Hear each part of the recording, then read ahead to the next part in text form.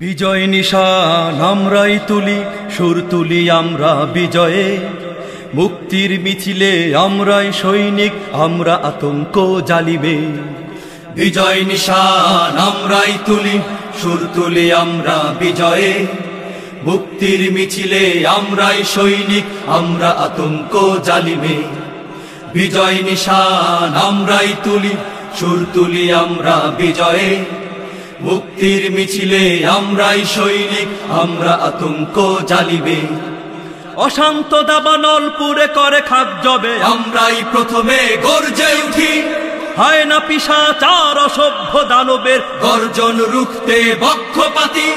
যুগে যুগে আমরা মুক্তিকামী সেনা, আমরা হুঙ্কার তাগুদে, আমরা আতঙ্ক জালিমে, আমরা আতঙ্ক জালিমে। আমাদের রক্তে মিশে আছে বীর হুসাইন আহমদ মাদানী, আমাদের কণ্ঠে গর্জে উঠে সর ফজলুল হক শেরে আমিনী। আমরা থানভী বুখারী ও নদভী, আমরা চেতনা কাশিমে, আমরা আতঙ্ক জালিমে, আমরা আতঙ্ক জালিমে। আমরা মাহাথির তিতুমির নজরুল ফররুখ মহাকবি ইকবাল, শরীফ ওবাইদি জাইনুল মেসবাহ, গর্বিত বাংলার দিকপাল। শেখ সাদিক খৈয়াম রুমি শেখ আক্তার, আমরা শিল্পী আইনুদ্দিন আল আজাদে, আমরা আতঙ্ক জালিমে, আমরা আতঙ্ক জালিমে। খতিব ওবাইদুল শামসুল হক বীর মাহমুদ গজনবী ফরিদি, আহমদ শফি আর হাফিজ জি অলিপুরি, ইয়াসিনুর হুসাইন কাসেমি। আমরা ফজলুল করিমের কান্না, শিষ্য শাইখুল হাদিসে, আমরা আতঙ্ক জালিমে, আমরা আতঙ্ক জালিমে। نحمده ونستعينه ونستغفره ونؤمن به ونتوكل عليه ونعوذ بالله من شرور أنفسنا ومن سيئات أعمالنا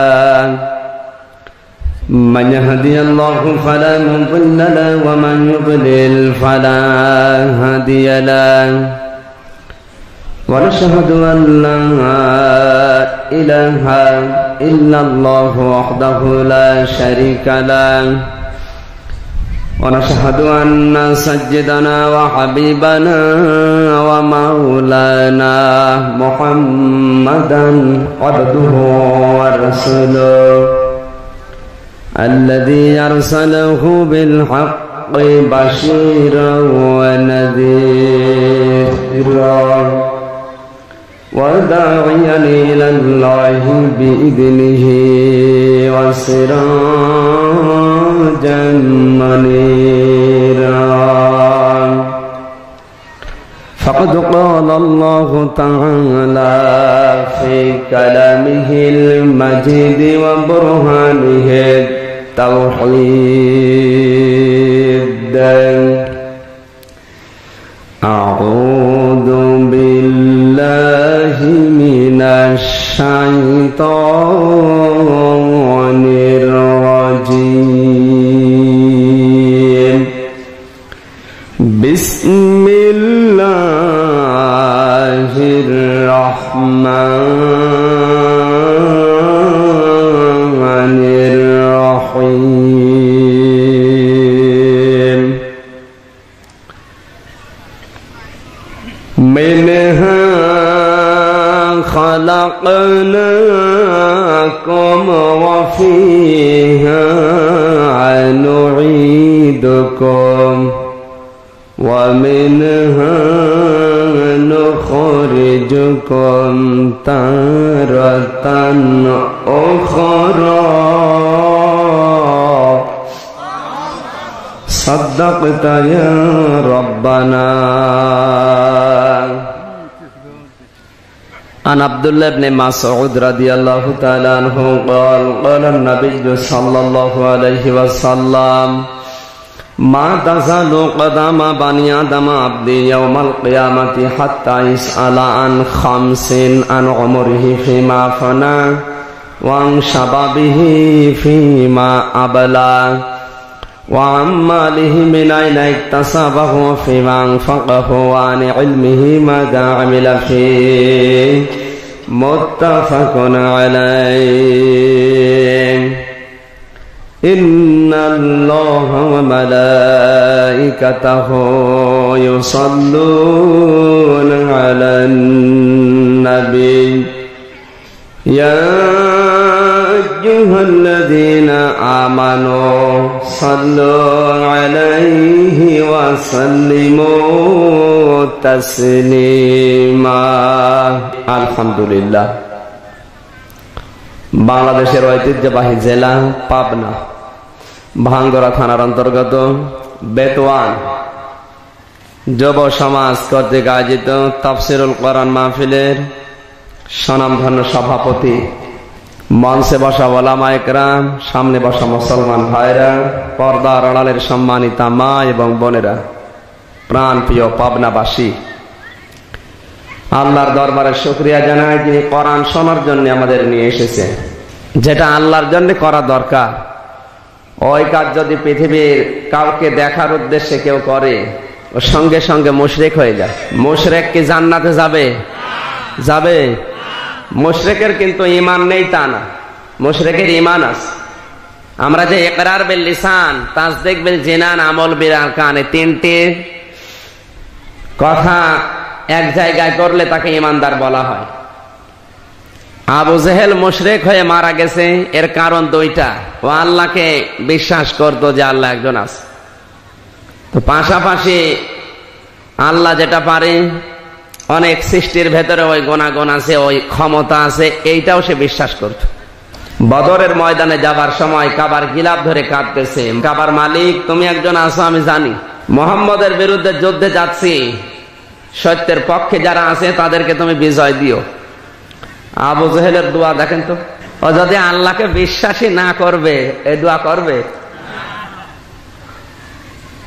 যেন বিশ্বাস করত। আপনারা জানেন দেশের অবস্থা বা বিশ্বের যে অবস্থা, ভাষরের নাম ধরা যদিও জায়েজ আছে, কিন্তু এই মুহূর্তে ধরা যাচ্ছে না। কথা জানি সব, কিন্তু বলা যাবে না সব।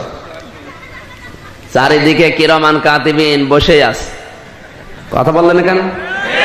আপনি যে মনে করছেন শুধু আমির হামজার দুই কাঁধে দুইটা কিরামান কাতিবিন?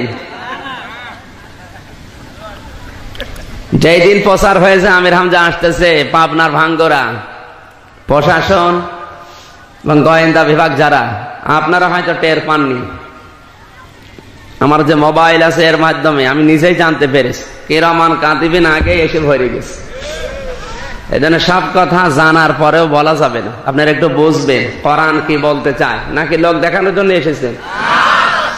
কোন এক দেশে আপনারা মনে করবেন না যে হুজুর আবার এই দেশের কথা বলছে।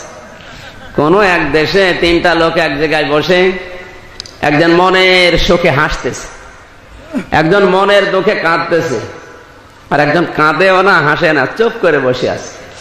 পাশ দিয়ে যাচ্ছিল পুলিশের লোকজন, চিন্তা করছে এরা দেশ বিরোধী ষড়যন্ত্রে লিপ্ত, তিনজনকে গ্রেফতার করে নিয়ে যাচ্ছে বাড়িতে, থানায় নিয়ে যাবে।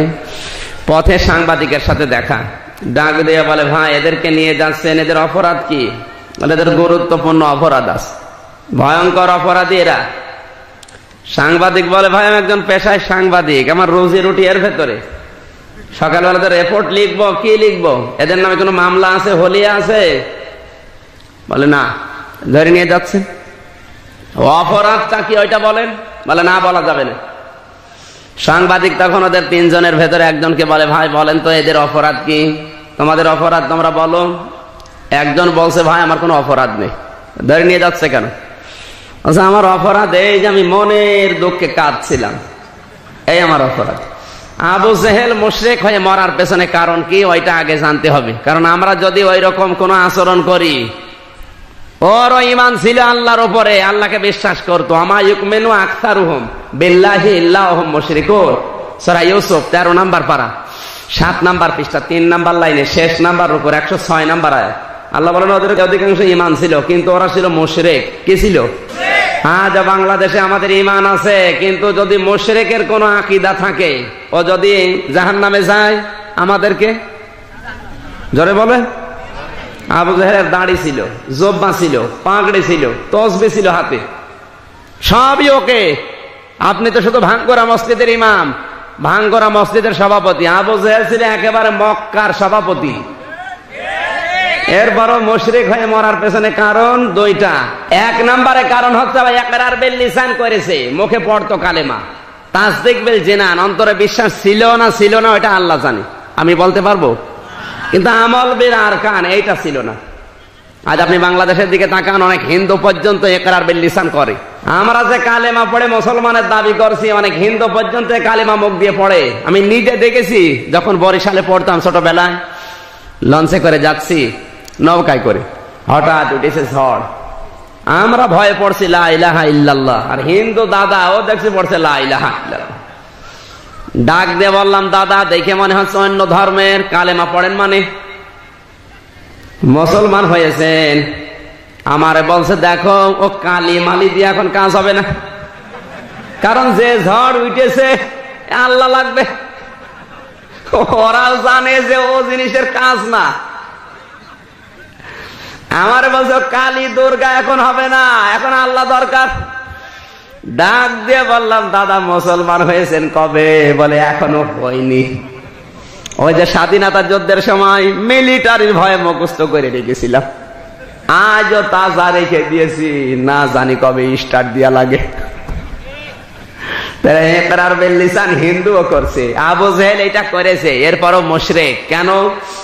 আল্লাহ রাব্বুল আলামিন বলেন, ইয়াকুলুনা হাল লানা মিনাল আমরি মিন শাইইন কুল ইন্নাল আমরা কুল্লাহু লিল্লাহ। সূরা আলে ইমরান 4 নম্বর পারা 9 নম্বর পৃষ্ঠা 3 নম্বর লাইনের 154 নম্বর আয়াত। তাফসিরে তাবারি, তাফসিরে ফি জিলাল কোরআন, তাফসিরে মুনির, তাফসিরে কাবির, আইসারুত তাফাসির, ফি জিলালিল কোরআন, যতগুলো তাফসির আমি দেখেছি বিশ্ববিদ্যালয়ে, সব মুফাসসির আয়াতের ব্যাপারে একই বক্তব্য দিয়েছেন। আল্লাহ পাক বলেন, নবী, দুনিয়ার মানুষ যদি প্রশ্ন করে, ইয়াকুলুনা হাল্লানা মিনাল আমরি মিন শাইইন, দুনিয়া চালানোর জন্য তো আইন তৈরি করতে হবে, পরিবার, সমাজ এবং রাষ্ট্রের জন্য আইনের দরকার আছে না নেই? আইন না থাকলে শৃঙ্খলা থাকে? জোরে বলে। বাংলাদেশে যতটুকু আইন আছে এটাও যদি না থাকতো, আজ কিন্তু আমরা বসবাসী করতে পারতাম না। যেখানে আল্লাহর আইন চলে না ওই জায়গায় বিশৃঙ্খলা। হে নবী, মানুষ কিন্তু আপনাকে বলবে, পরিবার, সমাজ এবং রাষ্ট্র চালাতে তো আইন লাগে, এর কোন অধিকার আমার আল্লাহ আমাকে দিয়েছে। আপনি বলুন, কুল ইন্নাল আমরা কুল্লাহু লিল্লাহ, আইন তৈরি করা এই ক্ষমতা দুনিয়ার কাউকে আল্লাহ দেয়নি, এটা শুধু আমার আল্লাহর দায়িত্বে। পৃথিবীর কাউকে দায়িত্ব আল্লাহ দেয়নি, এ অধিকার কার? জোরে বলেন। আপনার পরিবার কোন নিয়মে চলবে, আপনার সমাজ কোন নিয়মে চলবে, রাষ্ট্র কোন বিধানে চলবে, এই যে আইনগুলো, এই নিয়ম নীতিগুলো দুনিয়ার কারো হাতে আল্লাহ দেয়নি।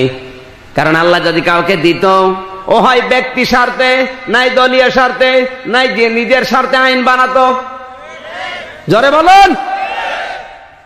আজ পৃথিবীতে অনেকে নিজের স্বার্থে, দলীয় স্বার্থে, ব্যক্তি স্বার্থে আইন তৈরি করে, এই জন্য আপামর জনতার ক্ষতি হয়। আপনি রাগ করলেন? আল্লাহ এই অধিকার কাউকে দেয়নি। আল্লাহ ভালোভাবে জানে মানুষের মন সংকীর্ণ, ওকে দিলেও হয় নিজের স্বার্থে বানাবে। আমার এতদিন টিকে থাকা লাগবে, কিভাবে থাকা যায় ওইটা দেখে দেখে আইন বানাতো।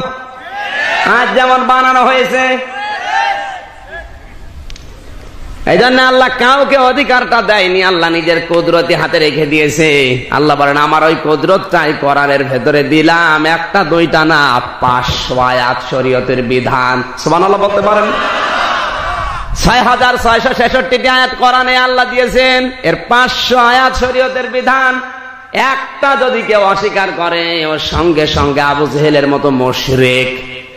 কথা বলে না কেন? আবু জেহেল কালেমা পড়ার পরেও শুধু এইটা মানতো না, ও জানতো যে আমি যে চেয়ারে বসে আছি অবৈধ চেয়ার, আমার ক্ষমতা অবৈধ। মুহাম্মদুর রাসূলুল্লাহ যেটা বলতে চাই, আমি যদি ওর কথা মতো আমার পরিবার সমাজ এবং রাষ্ট্রের নিয়ম তৈরি করি এই লা ইলাহা ইল্লাল্লাহ মুহাম্মাদুর রাসূলুল্লাহ, তাহলে আমি যে নিয়ম নীতি বানিয়েছি আমার সিয়ার টিকবে না। এই জন্য আইন বানিয়েছিল। আজ পৃথিবীর ময়দানে অনেকে কিন্তু এই চিন্তায় করে হুজুর যা বলে মিথ্যা বলে না, কিন্তু এগুলো মানতে গেলে আমার যে অবৈধ ক্ষমতা থাকবে না, তখনই বলে এটা রাজনীতি। আবু জেহেল এটাই বলতো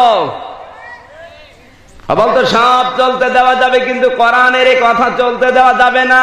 কারণ এইটা চলতে দিলে মানুষ যখন বুঝবে যে কোরআন এই কথা বলতে চায়, আমি যে 2 নাম্বার, আমার এটা চলবে না, তখনই বলতো আল গাউফি লাআল্লাকুম তাগলিবুন, মুহাম্মদুর রাসূলুল্লাহ কোরআনে বাধা দাও, ওর তাফসীর মাহফিলে ওয়াজ মাহফিল বন্ধ করে দাও। ওগুলো বন্ধ যদি করতে পারো তোমাদের বিজয় আসবে, তোমরাই গালিব হবে। কারণ আমাদের বাপ দাদাদের গালি দেয়। আজ হয়তো অনেক আবু জেহেল আছে কথা বলে না যে বাপ দাদাদের গালি দেয়, বলে রাজনীতি করে। কথা কিন্তু একই কথা বলেন, একটা কথা আপনি খণ্ডন করতে পারবেন না। আপনি মিলান, মনে করছেন হুজুর ছোট, দাড়ি নাই, ছোট দাড়ি ওঠে না, করবো কি? সার দিয়ে আমার দাড়ি হয় না, এত দোয়া করে আল্লাহ কটা দাড়ি দাও, দাড়ি হয় না। আর মানুষ দাড়ি কেটে কুল পায় না। অনেকে দেখবেন সকালে বিকালে দাড়ি কাটে, আছে না নেই? আর আমার দেখেন তো, আমার বংশে এটাই বড় দাড়ি, এর উপর আর দাড়ি নেই। এই যদি হয় বড়, তে আমার বংশে যারা আছে ওদের দাড়ি আছে ওই 5-6টা করে। কত বড় বড় জায়গায় আল্লাহ নিয়ে গেল, শুধু দাড়ির জন্য মায়ের খেয়ে যাচ্ছে। এই যে আপনার দারুল আমানটা আসছে, লক্ষাধিক মানুষ হয়। এই স্টেজে ওঠার বলে মানুষ বলে বাচ্চা হুজুর। আমি কি বাচ্চা? আমারই একটা বাচ্চা আছে। শুধু দাড়ির এই সমস্যাটা। হুজুর ছোট না ভাই, লেখাপড়া যা আছে বাংলাদেশে প্রায় শেষই হয়ে গেছে। কওমি মাদ্রাসায় পড়েছি আমি, আলিয়া মাদ্রাসায় পড়েছি, কামে হাফেজি পড়েছি, অনার্স মাস্টার্স করলাম। এর উপর আবার আছে কি?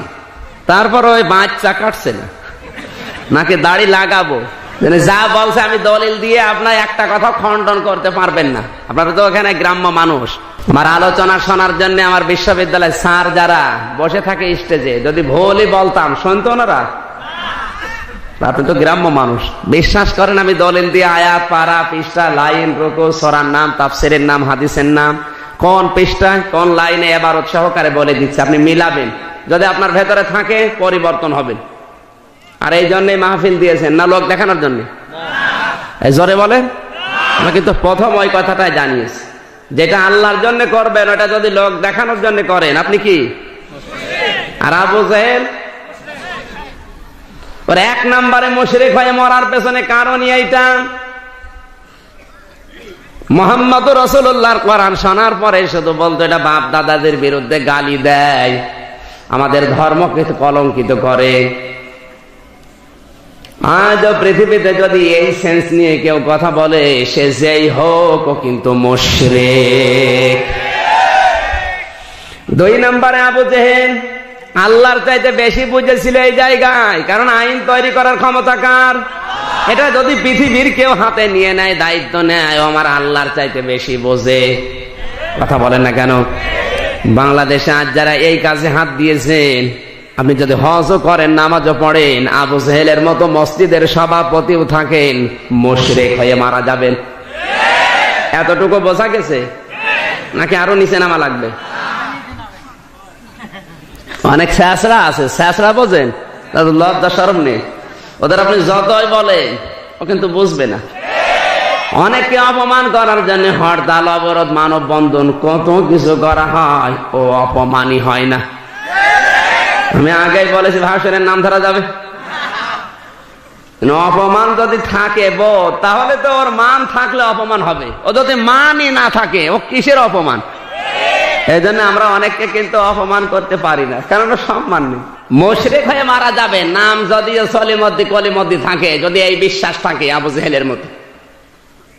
শুধু ইকরার বিল লিসান করে তাসদিক বিল জিনান নিয়ে হবে না। আল্লাহ আমাদের হেফাজত করুন, জোরে বলেন আমিন। কোরআনের জন্য যারা এসেছেন কান লাগান। এই পৃথিবীতে তিনটা প্রাণী দেখতে পাবেন, পেঁচা, বাদুড় আর চামচিকা। এরা কিন্তু এই যে রাতের বেলা বের হয়, দিনের আলোতে বের হয়। সূর্যের আলো দেখলে ওদের ভালো লাগে না, সহ্য হয় না। এই জন্য রাতের অন্ধকার যত বেশি, পেঁচা, বাদুড় আর চামচিকা দেখা যায়। এই কথা বলছেন না? রাতের অন্ধকারে বের হয়ে মানুষের কলা নষ্ট করে, ফসল নষ্ট করে, বিভিন্ন জিনিসে হামলা দেয়। এই পৃথিবীতে কোরআনের আলো যাদের সহ্য হয় না, ওরাই কিন্তু অন্ধকারের পথ, শিরিক, বেদাত, কুফর, এগুলো অন্ধকার না? ঈমানের আলো, কোরআনের আলো যাদের সহ্য হয় না, ওরাই এই সমস্ত অন্ধকারের পথগুলো বেছে নেয়। এই নিচে নামা লাগবে। এজন্য কোরআন যারা শুনতে এসেছেন, আলো এবার বের হবে। আল্লাহ আমাদেরকে হেফাজত করুন, জোরে বলেন আমিন। আজ তো ভুল ধরার অভাব নেই দেশে, কথা বললেই খালি ভুল ধরে। আলেমদের ভুল যদি আলেম ধরে মেনে নেওয়া যায়, দুঃখ লাগে না। কিন্তু আলেমের ভুল যদি জালেম ধরে, কিচ্ছু জানে না, ওর পেটে যদি বোম মারেন আলিফ বলতে পারবে না, অথচ ভুল ধরছে। এখানে অনেকে আছে সকালবেলা চাঁদ দোকানে গেবত করবে বসে বসে, আমির হামজা কি বলে গেল বুঝলাম না। আরে ভাই, আপনি বুঝবেন কি করে? আপনার তো যোগ্যতাই নেই। আমার কথাগুলো বোঝার জন্য আপনাকে ওই যোগ্যতা সম্পন্ন হতে হবে। আমার ভুল যদি মৌলানা মনিরুজ্জামান ইউসুফি ধরে, মৌলানা জহুরুল ইসলাম ধরে, তাহলে আমি মেনে নিতাম। আপনি একটা সূরা শুদ্ধ করে পড়তে পারেন না, তাফসীর কোন বাব থেকে এসেছে ওইটাও বলতে পারেন না, ও ভুল ধরছে। আলেমরা যদিও ভুল করে কোনো কারণে, ওই ভুলটা এমনিতেই করবে না। যে বিচক্ষণ আলেম অবশ্যই ওই ভুলের ভেতরে কোনো শিক্ষা আছে। হয়তো আপনার চর্মচক্ষটা ধরা পড়ে না। আমার কথায় রাগ হচ্ছে? ইমাম শাফি রহমতুল্লাহ আলাইহি একে যেমন তেমন আলেম। ইমাম মানে আপনাদের মসজিদের ইমাম, এই ইমাম না। কোরআন হাদিস গবেষণা করে মাসলা বের করতেন, এর নাম ইমাম। এত বড় আলেম ছিলেন। তার ছাত্র আহমদ ইবনে হাম্বল রহমতুল্লাহ আলাইহি ডাক দিয়ে বলো, হুজুর আমার বাড়িতে একবার খাবার খেয়ে আসেন তো। দাওয়াতটা নিয়েছে, এত খুশি। এত বড় আলেম, মুজতাহিদ, শুধু আলেম না, মুজতাহিদ, গবেষক, বাড়িতে যাবে, আগে থেকে বাজার করেছে। স্ত্রীকে ডাক দিয়ে বলে, সুন্দর করে রান্না করো, আমার উস্তাদ আসতেছে, জামানার সবচাইতে বড় আলেম ইমাম শাফি। স্ত্রী আনন্দিত, আনন্দে আনন্দে রান্না করেছে। এশার নামাজ পড়ে বাড়িতে এসে খাবার দিয়েছে। মাত্র 3 জন মানুষ, ইমাম আহমদ ইবনে হাম্বল এবং তার স্ত্রী আর ছোট্ট 6 বছরের একটা মেয়ে। খাবার এমন খাওয়া খেয়েছে, বাড়িতে আর একটা খাবারের দানাও নেই, সব শেষ। 3 জনের খাবার একাই শেষ। দ্বিতীয় নম্বরে ঘুমাতে দিয়েছে, সারা রাত ঘুমিয়েছে, তাহাজ্জুদের নামাজও নেই, ফজরের নামাজও পড়ে নাই। ওনার ছোট্ট মেয়ে 6 বছরের বয়স, এক বদনা পানি ঘরের সামনে রেখে দিয়েছিল যে তাহাজ্জুদ পড়তে পারে। বাবার মুখে শুনেছে বড় আলেম, তাহাজ্জুদ পড়বে, বুজুর্গ মানুষ। সকালবেলা ওঠার পরে দেখে পানি ওই জায়গায় আছে, ইমাম সাহেব ওঠেও নাই, পানি ওযুও করে নাই। মনের ভেতরে একটা খটকা আসা স্বাভাবিক। ওনা তো শুধু খটকা এসেছে, আর আমরা হলে ফতোয়া দিয়ে এ দেশ থেকে তাড়িয়ে দিতাম। ছোট্ট 6 বছরের মেয়ে ডাক দিয়ে বলে, আব্বা এত বড় আলেম বলে বাড়িতে নিয়ে আসলেন, বুজুর্গ, মুজতাহিদ, কিন্তু কি করলো? 3টা কাজ, 3টাই ভুল। বাবা ডাক দিয়ে বলে, মা আমার উস্তাদ যা করেছে হয়তো কোনো রহস্য আছে, তোমার এই ছোট্ট জ্ঞানে ধরে নাই, অত কথা বলার দরকার নেই। মেয়েও সেই রকম বলে, আব্বা আপনি যদি উত্তর দিতে না পারেন আপনার উস্তাদকে বলবো। ছোট মানুষ চলে গেছে। ডাক দিয়ে বলে, ইমাম সাহেব, বাবার মুখে অনেক প্রশংসা শুনলাম, আপনি জামানার আলেম, মুজতাহিদ, গবেষক, বুজুর্গ, কিন্তু কি করলেন? আল্লাহর নবীর হাদিস আপনি জানেন না? বিশ্ব নবী জানিয়েছেন আমার উম্মত যেন খাবার খাওয়ার সময় 3টা সুন্নত লক্ষ্য করে, 1 ভাগ খাবার, 1 ভাগ পানি, আর 1 ভাগ খালি। নবীজি বলেন, এই সুন্নাত 3টি আমল করে যদি আমার উম্মত খাবার খায়, কোনদিন ওর পেট বুকের চাইতে ওসা হবে না। কিন্তু এখন আমরা উম্মত যারা, আমাদের বুক নেই, শুধু পেট। আইরে ভড়ি, ও কোন মারা যায়? আখেরি ভড়ি। মহিলারা পর্যন্ত ভড়ি দেখলে লজ্জা পায় যে আল্লাহ একই পেট, সন্তান হওয়ার সময় তো এত বড় পেট আমারও ছিল না। কথা বলেন। কিছু কিছু মানুষের ভড়ি দেখলে শয়তান পর্যন্ত আশ্চর্য হয়ে যাবে, একই ভড়ি নাকি ওর ভেতরে কিছু আছে। এই যে কুষ্টিয়ায় মেয়র নির্বাচন গেল, কিছু কিছু মানুষ আসতো জমান নামাজের পরে বলে, হুজুর মেয়রে দাঁড়িয়েছি দোয়া করেন। বুকে যাবো কি করে, ভড়ি, আমি তো আরো আধা ফাঁক হয়ে যাবো। পৃথিবীতে যত নবীকে আল্লাহ পাঠিয়েছেন প্রত্যেকটা নবীর ছিল বুক বড়, পেট ছোট। কথা বলুন। কারণ নবীরা সুন্নত মেনে খাবার খেত, সেনা ছিল বড় বড় আর পেট ছিল ছোট্ট। আর এখন আমরা উম্মত, সেনা খুঁজে পাওয়া যায় না, শুধুই ভড়ি। বেশি বেশি যারা খাবার খাবে দুনিয়ায়, দুইটা জিনিস বড় হবে বেশি, একটা মোষ আর একটা ভড়ি। আপনি লক্ষ্য করে দেখেন, যারা বেশি খাবার খায় হয়তো ওদের মোষ বাড়বে বেশি বেশি, নাই ভড়ি। যেটা রাখার দরকার ওটা রাখে না, মোষ রেখে দিয়েছে জেনারেল ওসমানের মতো, পাকিয়ে রাখে। কুষ্টিয়ায় বড় বাজার এক চাষাকে বলছে, চাষা মোষগুলো কাঁচা ছিল, পাকলো কবে? মোষ পাকা না, দুধ খেতে যে সর লেগেছে। ওর মোষের বহর কত বড় চিন্তা করে, দুধ খেতে যে সর লেগেছে টের পাইনি। শুধু হাসির খোরাকি না, এখানে শিক্ষা বের করতে হবে। ছোট্ট মেয়ে অত বড় ইমামকে বলে, হুজুর আমরা বাড়িতে মাত্র 3 জন মানুষ, নবীজির সুন্নাত মেনে যদি আপনি খাবার খেতেন, আমার বাবা আজা বাজার করেছে, মাজা রান্না করেছে, খাবার আরো থেকে যাওয়ার কথা, কিন্তু আপনি কিভাবে খেলেন? উদর পূর্ণ করে খাবার খেয়েছেন। আমরা রাতের বেলা না খেয়েছিলাম। মেহমানের সামনে যদি কথা বলে ওর সম্মান বাড়বে। ছোট মানুষ, ইমাম সাহেব কিছু মনেও করে না, ডাক দিয়ে বলে, মা কেন আমি এই খাবারগুলো সব খেয়েছি? তুমি তো জানো না তোমার বাবার হালাল খাবার, হালাল ইনকাম।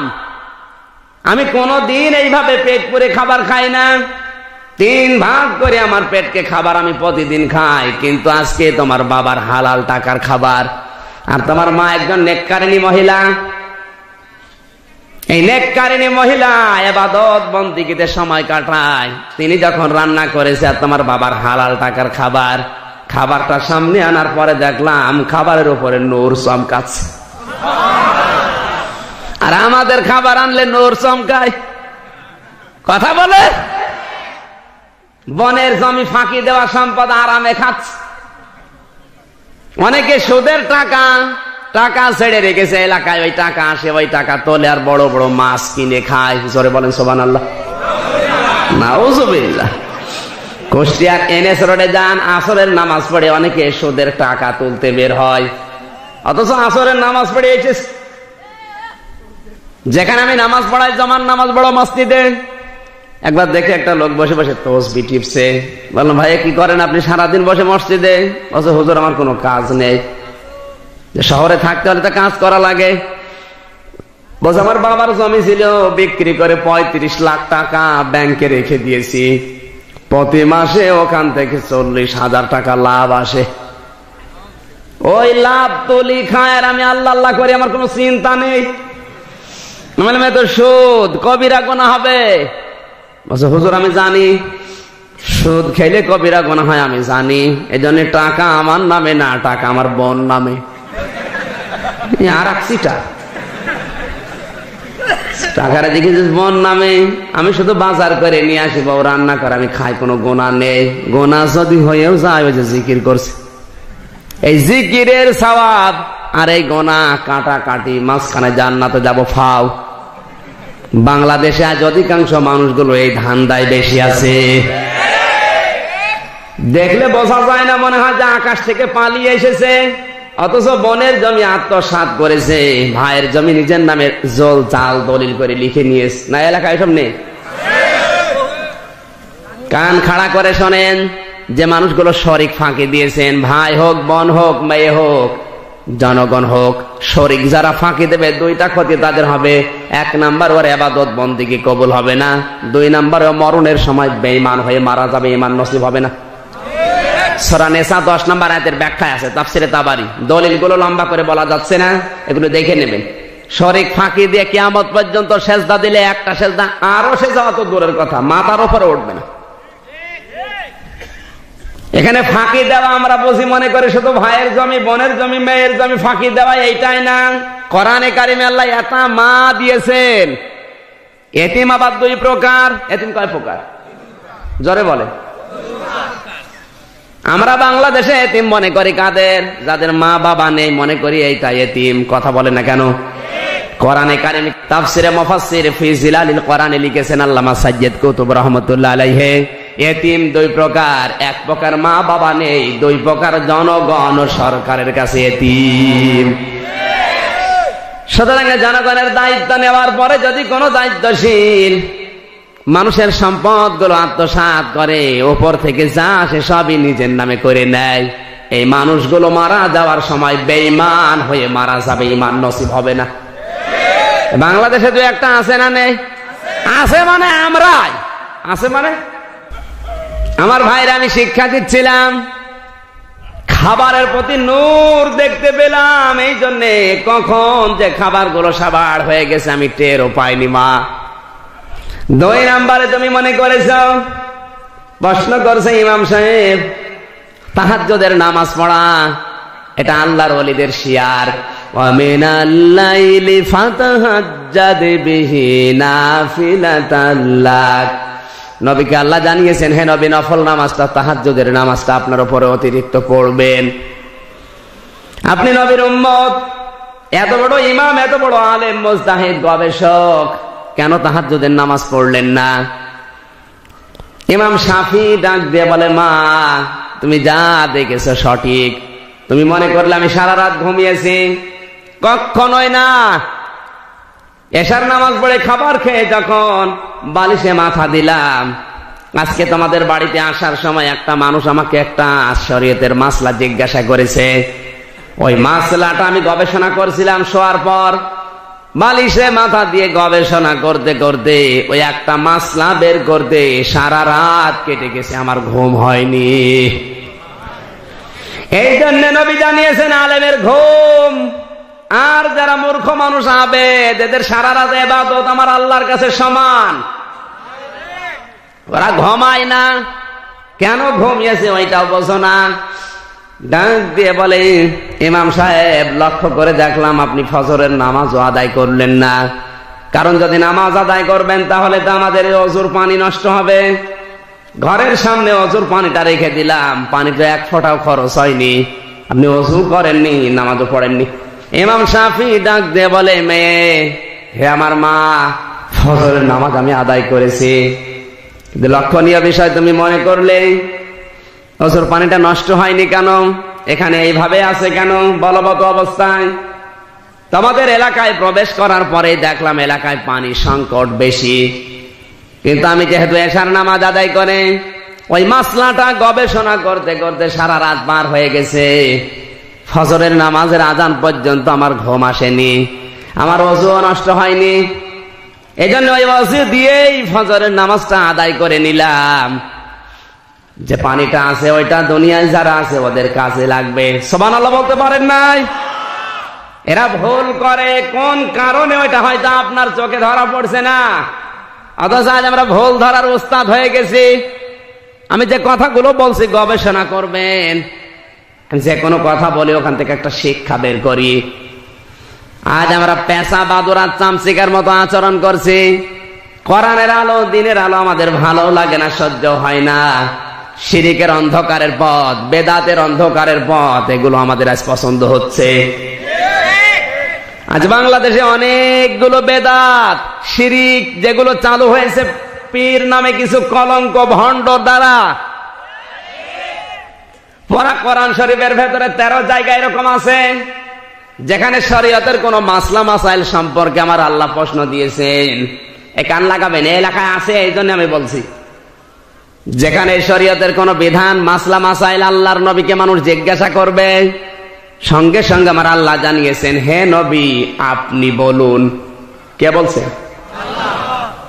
আপনি 13 জায়গায় এটা পাবেন। ইয়াকুলুনা হাল্লানা মিনাল আমরি মিন শাইইন কুল ইন্নাল আমরা কুল্লাহু লিল্লাহ। আইনের ব্যাপারে কেউ প্রশ্ন করলে নবী আপনি বলুন। ইয়াসালুনাকা মাযা ইউনফিকুন, হে নবী মানুষ যদি প্রশ্ন করে যে খরচ করব কি, কুল মা আনফাকতুম মিন খায়রিন, নবী আপনি বলুন ভালো ভালো কাজে খরচ করো।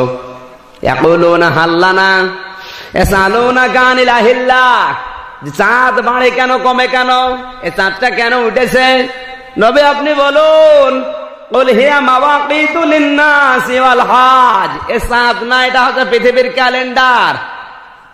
এরকম যত জায়গায় প্রশ্নবোধক চিহ্ন, সঙ্গে সঙ্গে নবীকে আল্লাহ জানিয়েছেন আপনি বলুন, আপনি বলুন। কিন্তু যখন আমার আল্লাহর জাত সম্পর্কে প্রশ্ন, এ কান লাগাবেন, এটা বিষয়টা কঠিন। যখনই আমার আল্লাহর জাত সম্পর্কে কোন প্রশ্ন কোরআনে এসেছে, তখন কিন্তু আল্লাহ বলেন নাই হে নবী আপনি বলুন। আপনার 19 জায়গায় পাবেন কোরআনে। আল্লাহ রাব্বুল আলামিন বলেন ওয়াইযা সালাকা ইবাদি আন্নী ফাইন্নী করিব উজিবু দাওয়াতাদ দাঈ ইযা দাআনি ফালইস্তাজিবুনি ওয়ালিয়ুমিনু বি লাআল্লাহুম ইয়ারশুদুন। জোরে বলেন আল্লাহু আকবার। সূরা বাকারা 2 নাম্বার পারার 7 নাম্বার পৃষ্ঠা 6 নাম্বার লাইনের 186 নাম্বার আয়াত, তাফসীর ইবনে কাসির থেকে বলছে আল্লাহ পাক বলেন হে নবী, আমার বান্দা বান্দি যদি আপনাকে প্রশ্ন করে যে আল্লাহ কোথায়, তখন কিন্তু নবীজিকে আল্লাহ বলেন নাই হে নবী আপনি বলুন। আছে কোরআনে? নেই। তখন আল্লাহ নবীকে আল্লাহ মাইনাস করে দিয়েছেন, হে নবী আপনার এখানে আর দরকার নেই। আমার বান্দার জন্য কোনো মাধ্যম, কোনো মিডিয়া, কোনো ভায়া কিচ্ছু লাগবে না। আমার বান্দার জন্য আমি আল্লাহ যথেষ্ট। তখন কিন্তু আল্লাহ কাউকে সাথে রাখেন নাই। আলাইসাল্লাহু বিকাফিন আবদা, আমার বান্দার জন্য আমি আল্লাহ যথেষ্ট। ওয়াকালা রাব্বুকুম উদউনি আস্তাজিব লাকুম, এরকম 19 জায়গা আছে কোরআনে আয়াত। কোরআন শরীফ গবেষণা করে করে এগুলো বের করেছে। আল্লাহর জাত সম্পর্কে যেখানে প্রশ্ন, সেখানে মাধ্যম, মিডিয়া, ভায়া, নবী পর্যন্ত বাদ। অথচ আজ বাংলাদেশে পীর সাহেব গুলো এখন মাধ্যম হয়ে দাঁড়িয়েছে।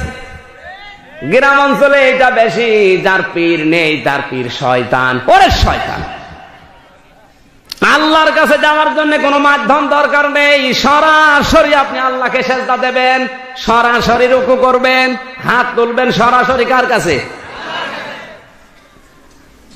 কোন মাধ্যম ভায়া কিছু লাগবে না। আজ মাধ্যম গুলো বানিয়ে বানিয়ে এমন ব্যবসা প্রতিষ্ঠান খুলেছে, আপনি জান 8 আমি নাম ধরে বলছি, গত 9 তারিখ আমি দেখে আসলাম। ওখানে ঢোকার আগেই বলে হুজুর জুতা খোলেন, জুতা খুলে নিলাম, বগলে ঢুকতে দিচ্ছে না। আমি গেছি আমার শিক্ষা নেওয়ার জন্য, কারণ এগুলো মানুষকে জানাতে হবে। কত মাধ্যম, অবতাগু ইলাইহিল ওয়াসিলা, এই শব্দ দিয়ে মানুষদেরকে বিভ্রান্ত করছে। আসরের নামাজের সময় হয়ে গেল, নামাজটা পড়ার পরে ইমাম সাহেব বলছে সবাই ঘুরে বসেন বাবার দিকে। বাবা এখন তাওয়াজ্জু দেবে, জোরে বলেন নাউজুবিল্লাহ। সবাই ঘুরে বসেছে, আমিও ঘুরলাম, দেখি না বাবা তাওয়াজ্জু দিচ্ছে না। এরপরে ইমাম তেলাওয়াত করেছে ওয়াবতাগু ইলাইহিল ওয়াসিলা, আল্লাহকে পেতে চাও এই বাবা ধরো। পীর সাহেব হচ্ছে ওসিলা, জোরে বলে নাউজুবিল্লাহ। এখানে ওসিলা শব্দটার ব্যাখ্যায় 42টা তাফসীর বাংলাদেশে এখন আছে। যতগুলো তাফসীর আমি দেখেছি, ওসিলা মানে পীর না, ওসিলা মানে ওলি না। ওসিলার 1 নাম্বার অর্থ ওসিলা মানে নেক কাজ, 2 নম্বরে ওসিলা মানে বিশ্বনবীর সম্মান, 3 নম্বরে ওসিলা মানে মাকামে মাহমুদ। সুবহানাল্লাহ বলতে পারেন নাই? এ সমস্ত অর্থ জানেও না, বলেও না। ওসিলা ধরেছে পীর সাহেব। সব পীর খারাপ না, কিন্তু যে জিনিস যত আসল তার নকল বেশি বের হয়। কথা বলেন। পীর তো ভালো, কিন্তু নকল বের হচ্ছে বেশি। আপনারা জানেন না, আমি কোরআন হাদিসের সাথে মিলিয়ে জন্য বলছি, বাংলাদেশে 1800 দেওয়ানবাগি, রাজারবাগি, কথা বলছেন না কেন? আপনি যদি প্রমাণ করতে পারেন যেগুলো কোরআন হাদিসের সাথে মেলে, জীবনে আর কোনোদিন ওয়াজ করবো না। আপনার সাথে কোরআনের জ্ঞান যদি আমার বেশি না থাকতো, কুষ্টিয়া থেকে নিয়ে আসতেন? আমার কি চেহারার জন্য নিয়ে এসেছেন? কোরআনের চোখ, হাদিসের চোখ, প্রায় 11-12টা দরবার আমি নিজে গেছি। এই যে শরীয়তপুরের সুরেশ্বরের পীর, চন্দ্রঘনা পীর, চন্দ্রপাড়ার পীর, একটার সাথে কোরআনের আয়াতের হাদিসের মিল নেই। এগুলো সব ব্যবসা প্রতিষ্ঠান আর ব্যবসার জন্য খুলেছে। 12,000 মরিদ যদি কারো থাকে, 1 টাকা করে দিলে 12,000 টাকা। এই কথা বলেন না কেন? কোরআন তো আল্লাহ শুধু পড়ার জন্য দেয়নি। আফালা ইয়াতাদাব্বারুন আল কোরআন, কেন গবেষণা করে না কোরআন নিয়ে? একটা বারো জনে চিন্তা করেন না কোরআনের আয়াত শোনার পর? নবীকে আল্লাহ মাইনাস করে দিচ্ছে, আপনি নাম পাবেন না নবীর, জিজ্ঞাসা করেন যারা আলেম আছে। আল্লাহ নবীকে কিন্তু এখানে আল্লাহ বলেন নাই হে নবী কুল, আপনি বলুন। আল্লাহ নবীকে আল্লাহ বলে আপনার দরকার নেই, ফাইন্নি করিব, আমি আল্লাহ যথেষ্ট। আমি আমার বান্দার নিকটে, আমার বান্দা আমার কাছে হাত তুলবে, আর কবরের কাছে বাবার পা ধরে বসে আছে। এই ভ্রান্ত ধারণাগুলো বাংলাদেশের গ্রাম্য অঞ্চলে বেশি। পীরের মুরিদ না হলে জান্নাত পাওয়া যাবে না, এ ফতোয়া দিচ্ছে অনেকে। কান খাড়া করে শোনেন, পীর মানে উস্তাদ, পীর মানে শিক্ষক, পীর মানে মুআল্লিম। আপনি যেটা জানেন না, যে জানে শরীয়তের বিধান, তার কাছে জেনে নেবেন, এইটাই পীর। পীর মানে ওই গাছতলায় বসে, আস্তানায় বসে হু হু করার নাম পীর না। কথা বলেন। স্পষ্ট যদি না হয় বলেন, প্রশ্ন করতে পারেন। যদি স্পষ্ট না বোঝেন বলেন। আপনাকে আল্লাহ এই গাছতলায়, আস্তালায়, বাসতলায়, মাদ্রাসায়, মসজিদে পাঠায়নি। আল্লাহ পাঠিয়েছে কোন জায়গায়, ওইটাও আপনি জানেন না। এই কোরআনে 1500 বছর আগে আল্লাহ আমার জানিয়েছেন, وَإِذْ قَالَ رَبُّكَ لِلْمَلَائِكَةِ إِنِّي جَاعِلٌ فِي الْأَرْضِ خَلِيفَةً। কান লাগান, এতদিন শুনেছেন, কিন্তু এই কথা এর ভেতরে আছে, আমিও জানতাম না। কোরআন শরীফ গবেষণা করতে শুরু করলাম, ইন্নী জাইলুন ফিল আরদি, আরদন শব্দ নিয়ে বিশ্ববিদ্যালয়ের কেন্দ্রীয় লাইব্রেরিতে গবেষণাগারে বসে বসে চিন্তা করলাম, আল্লাহ কেন জাইলুন ফিল আরদি দিলেন? একটা দুইটা না, যতগুলো তাফসীর আমার নজরে পড়েছে, পড়লে শেষ পর্যন্ত দেখলাম এতদিন যা শুনেছি অধিকাংশ গুলোই ভুয়া। আপনাদের কষ্ট হচ্ছে নাকি? সঠিক কথা বলছি, আপনি মিলিয়ে বাড়িতে যে দেখবেন এই কথাগুলো তাফসীরের ভেতরে লেখা আছে। এতদিন হুজুর যা বলেছে আল্লাহ তোমাদের খলিফা করে পাঠিয়েছে, ওটা আমিও জানতাম, কিন্তু খলিফা করে পাঠিয়েছে কোন জায়গায় ওইটা আমি জানতাম না। সে ছোট্টবেলায় মাদ্রাসায় ভর্তি হওয়ার পরে বিশ্ববিদ্যালয় শেষ করে ফেললাম, এতদিন আমি ওইটাই জানতাম যে আল্লাহ পাঠিয়েছে খলিফা করে। কিন্তু পাঠিয়েছে কোথায়, কি দায়িত্ব, এগুলো কিন্তু কেউ বলেও না, অধিকাংশ মানুষ জানেও না। কারণ এগুলো জানতে গেলে, বলতে গেলে সমস্যা। কথা বলেন, একটু কান লাগান তো। আল্লাহ কি দিলেন? হে নবী, স্মরণ করুন ওই সময়ের কথা যখন আপনার রব ফেরেশতাদেরকে বলেছিলেন, ইন্নী জাইলুন ফিল আরদি খলিফা, অবশ্যই আমি জমিনে খলিফা পাঠাবো। কি পাঠাবো? আল্লাহ কিন্তু ফেরেশতাদের কাছে পরামর্শ করতে যায় নাই, পরামর্শ করতে গেছে। জোরে বলেন। এটা কিন্তু পরামর্শ সভা ছিল না। আমি এতদিন জানতাম পরামর্শ করতে গেছে। অনেক হুজুরের ওয়াজও শুনেছি যে আল্লাহ ফেরেশতাদের সাথে পরামর্শ করেছে। এ অর্থ করলো আপনার ঈমান থাকবে না, কারণ পরামর্শ করে কাজ করে তারা যাদের ভুল হয়। আমার আল্লাহর কি ভুল হওয়ার সম্ভাবনা আছে?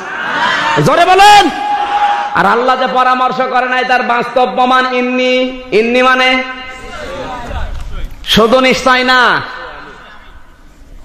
এখানে আল্লাহ শুধু ইন্নিও দেয়নি, মালাইকাতি ইন্নী এখানে টান আছে।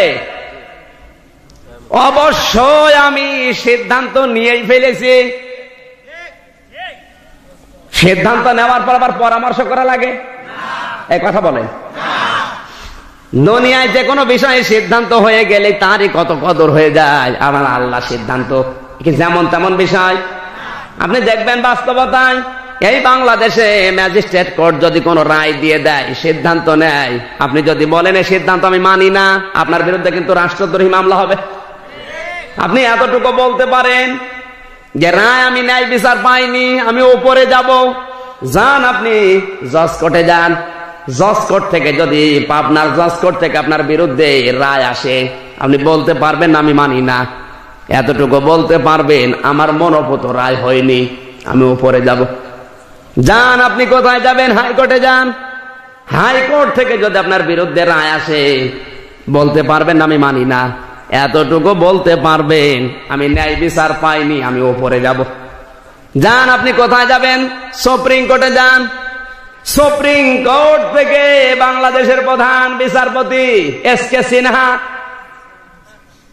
উনি যদি কোন রায় একবার দিয়ে দেয় আপনার বিরুদ্ধে, এখন যদি আপনি বলেন আমি মানি না, আপনাকে কিন্তু এই দেশে থাকতে দেবে না।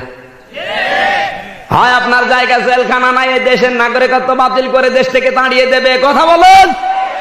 এস.কে. সিনহার উপরে কোন বিচারপতি বাংলাদেশে নেই, সুপ্রিম কোর্টের উপরে কোন কোর্ট নেই। সুতরাং তিনি যদি একবার কোন রায়, কোন সিদ্ধান্ত দিয়ে দেয়, ওইটা বাংলার 16 কোটি মানুষ মানতে বাধ্য। আপনার রায় পক্ষে যাক আর বিপক্ষে যাক, মানতে কি? জোরে বলেন। আমার মনে হয় বাংলাদেশের প্রধান বিচারপতি এস.কে. সিনহার চাইতে আমার আল্লাহর ক্ষমতা একটু কম, কোটি কোটি গুণ বেশি। শুধু এই পর্যন্তই কোরআনে হাকিম জানিয়েছে কত বেশি। ইয়া মা'শার জিন্নি ওয়াল ইনসি ইন ইসতাতা'তুম আন তানফুযু মিন আকতারিস সামাওয়াতি ওয়াল আরদি ফানফুযু লা তানফুযুনা ইল্লা বিসুলতান ফাবিআইয়ি আলা'i রাব্বিকুমা তুকাযযিবান। জোরে বলেন আল্লাহু আকবার। সূরা রহমান 27 নম্বর পারা 11 নম্বর পৃষ্ঠা 9 নম্বর লাইনে 2 নম্বর রুকুর 33 34 নম্বর আয়াত। তাফসীরে ইবনে কাসির আল্লাহ পাক বলেন, হে পৃথিবীর জিন আর মানুষেরা, আমি আল্লাহর রায়, আমার বিধান যদি ভালো না লাগে, আমার আসমানের নিচে জমিনের উপর থেকে বের হয়ে যা।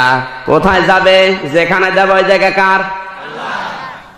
সুতরাং আল্লাহর রায় যদি কেউ না মানে, আল্লাহর সিদ্ধান্ত যদি কেউ মেনে না নেয়, ওর কি জায়গা আছে?